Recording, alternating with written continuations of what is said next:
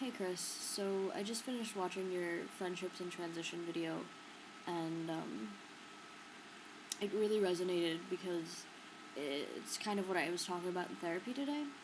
We were going through my autobiography, and we were talking about middle school, and in middle school I was pretty much being emotionally and partially physically abused by the person who was supposed to be my best friend, and I couldn't tell anyone about it. And she was like my only friend, and it took me 3 years to get out of that. And since then, I've had a hard time making friends because I tend to be very guarded, and I'm a bit odd. You probably haven't noticed because you haven't spent time with me, but I'm a little strange, and it's been rough because through high school, I never really felt like anyone really knew me, because I had all these big secrets that I was carrying around.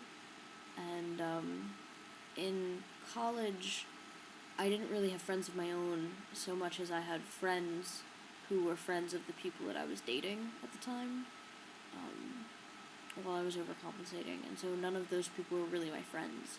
And I missed them sometimes because we had a good time together, and like I was invited to parties and things, which sounds super melodramatic when I say it like that, but it was pretty fucking awesome.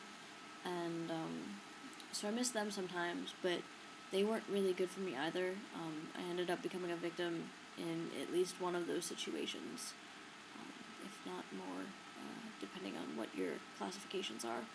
But so I've kind of come to a point in my life where I've decided I'm not going to be a victim to people any longer. I would rather be alone than be a victim again.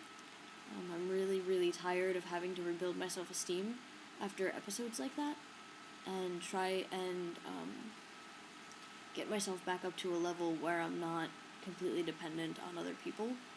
So I would much rather try and work on myself alone than in a group. And what I do when I get lonely and I miss people is I make tea, and then I usually make a blog post, or I'll write out something, just to get what I'm feeling out. I make a lot of videos that I don't post up on YouTube because it helps me solidify my thoughts on things, and I like that. I like being able to tell people what I'm thinking without too many awkward pauses, though I tend to do that anyway. But I was gonna say something. I forget now. Oh, if you are feeling lonely, which is what it sounds like what you said in your video, Portland isn't a really bad area. There are things to do there. If you want help trying to find groups of some sort or another, bridge club or card club or knitting or whatever it is you want to do in Portland, queer groups, I'm sure there are queer groups there. Let me know and I'll help out. You could probably do pretty well on your own, though. You're pretty savvy with that kind of thing. So, yeah, if you want my help, ask me, but I hope you start feeling better soon.